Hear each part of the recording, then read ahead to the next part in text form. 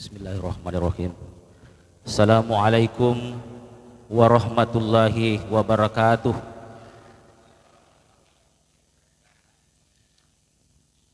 Alhamdulillahirabbil alamin. Ala ni'matil iman wa islam.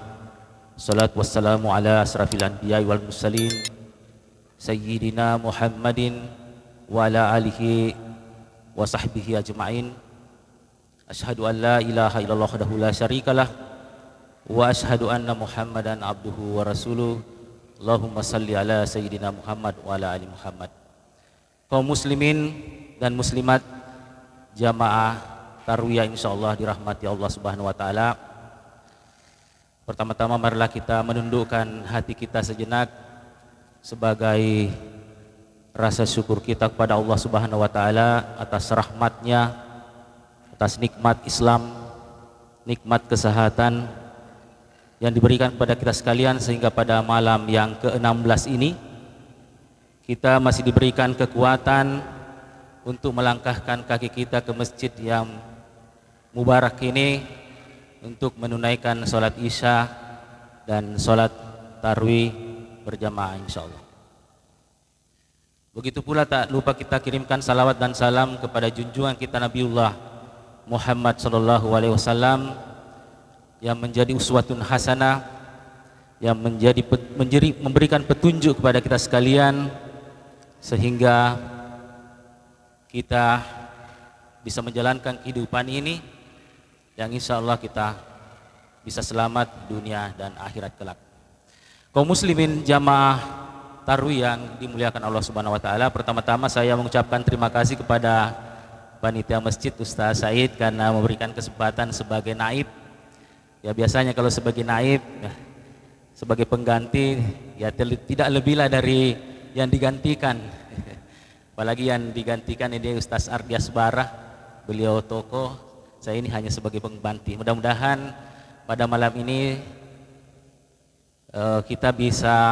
kami bisa share beberapa hal terkait dengan hikmah puasa, ya khususnya terkait dengan ibadah sosial. Jadi untuk tema malam ini saya mengambil tema makna puasa dalam hal ketakwaan sosial. Dalam Al-Quran disebutkan dalam surah Al-Ma'un, Ara'aital ladzi a'udzubillahi minasyaitonirrajim, bismillahirrahmanirrahim, Ara'aital ladzi yukazzibu biddin wa zalikal ladzi yad'ul yatim wala yahud wala tu'amil miskin. Nah, puasa selain sebagai ibadah mahdah juga sebagai ibadah sosial.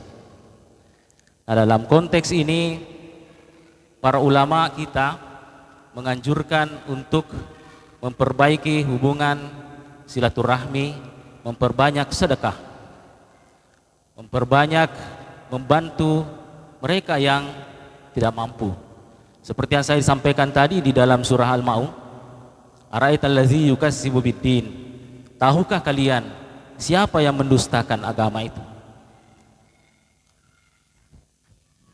Wa zalikal ladzi yad'ul yatim, mereka lah yang menghardik anak yatim. Jadi bagi kita kaum muslimin di bulan puasa ini, sejatinya bagaimana mengoptimalkan kemampuan kita, harta kita untuk bisa meringankan beban anak yatim. Mereka ini sudah tidak punya orang tua, bahkan mereka sekarang banyak di panti-panti asuhan, yang mudah-mudahan di panti asuhan itu bisa mendapatkan pendidikan, bisa mendapatkan perlakuan yang baik, sehingga mereka menjadi tumbuh anak-anak yang bisa mencapai masa depannya. Nah, mereka butuh dari kita. Mereka butuh dari kita bagaimana meringankan beban mereka sebagai bentuk dari kita tidak menjadi pendusta agama. Nah, oleh karena itu di bulan yang penuh berkah ini para ulama menganjurkan selain kita memperbanyak ibadah mahdah, sholat lail, sholat sunat, tetapi juga bagaimana memperbanyak sedekah, memperbanyak silaturahim, khususnya terkait bagaimana perhatian kepada kaum duafa, termasuk yang saya sebutkan tadi di dalam surah Al-Maun ini adalah bagaimana kita punya perhatian kepada kaum yatim piatu. Nah, kaum muslimin dan muslimat jamaah tarawih yang dirahmati oleh Allah Subhanahu wa taala. Seperti yang disampaikan oleh pesan guru kita Profesor Dr. K. Haji Nazaruddin Umar MA, dalam setiap ceramahnya selalu menasihati kita bahwa saat ini banyak sekali di antara kita suka mengkoleksi barang-barang. Kaum muslimin dan muslimat gemar mengoleksi barang-barang. Ibu-ibu senang mengoleksi pakaian, senang mengoleksi tas, senang mengkoleksi barang-barang antik, senang mengkoleksi barang-barang peralatan rumah tangga di lemari. Begitu juga bapak-bapak senang mengkoleksi pakaian-pakaian yang mewah di lemari. Tetapi tahukah kita, di luar sana banyak saudara-saudara kita yang makan pun mereka sulit. Kami membina di Makassar, kami membina komunitas pemulung. Kami mengunjungi rumah-rumah mereka, kami berinteraksi dengan mereka.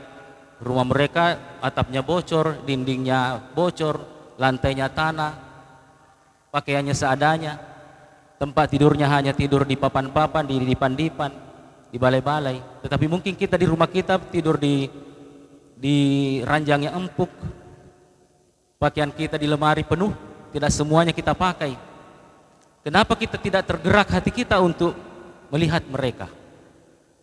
Mereka juga saudara-saudara kita, mereka muslim, mereka bersyahadat, mereka sholat. Tetapi mungkin Allah memberikan cobaan kepada mereka, bagaimana mereka menghadapi kehidupan yang nyata ini dengan penuh perjuangan, dengan penuh ikhtiar, memulung plastik dengan harga 5.000 per kilo hanya untuk menyambung hidup mereka. Nah, mungkin kita, Bapak Ibu sekalian, mungkin gaji kita, pendapatan kita lebih dari itu. Kita bisa membeli rumah, kita bisa membeli kendaraan, menyekolahkan anak-anak kita. Fakta sosial di luar kita banyak saudara-saudara kita yang makan pun sulit. Oleh karena itu di bulan yang penuh berkah ini, marilah kita bagaimana menunjukkan kemampuan kita, silaturahim kita, persaudaraan kita sesama muslim, membantu mereka yang lemah. Sebagaimana tadi yang disampaikan di dalam surah Al-Maun. Mudah-mudahan kita bukan menjadi bagian dari pendusta agama seperti yang disampaikan dalam surah Al-Maun tadi. Itu peringatan buat kita sekalian. Oleh karena itu, di bulan yang penuh rahmat ini, sebagai tamu Allah, kita ini dalam posisi kita sebagai tamu Allah, yang sebelum masuk bulan Ramadan kita selalu berdoa, Allahumma barik lana fi Rajab wa Sya'ban wa balikna Ramadan. Ya Allah, berkahilah kami di bulan Rajab, di bulan Sya'ban, dan pertemukanlah kami di bulan Ramadan. Nah, sekarang kita dipertemukan di bulan Ramadan, kita sebagai tamu Allah, bagaimana kita memposisikan diri sebagai tamu Allah untuk betul-betul bisa berhikmat kepada kemanusiaan, berkhidmat kepada hamba-hamba Allah yang mereka punya kemampuan kehidupan yang terbatas. Oleh karena itu, di bulan yang penuh berkah ini, zakat harta, zakat mal, kemudian ya zakat fitrah, saya kira menjadi momen untuk kita bisa manfaatkan bagaimana mengeringankan beban saudara-saudara kita yang tidak mampu. Saya kira di daerah Luwu Timur ini banyak juga saudara-saudara kita yang masih punya kehidupan yang terbatas. Oleh karena itu, kaum muslimin dan muslimat, pada kesempatan ini sekali lagi kami mengingatkan, termasuk kepada diri saya sendiri, bagaimana memanfaatkan, mengoptimalkan harta-harta kita ini sebagai hakikat harta sesungguhnya. Karena hakikat dari harta itu sesungguhnya adalah yang disedekahkan. Yang ada dalam rumah kita itu belum tentu milik kita.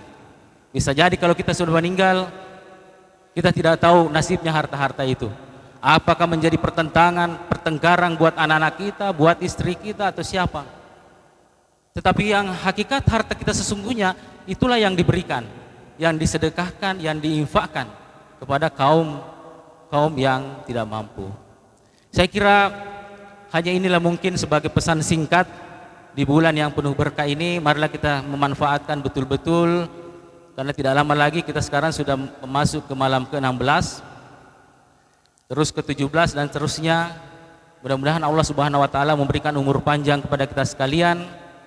Kita memperbanyak amalan kita, selain memperbanyak membaca Al-Quran, memperbanyak sholat sunnah selain dari sholat wajib, zikir khususnya istighfar.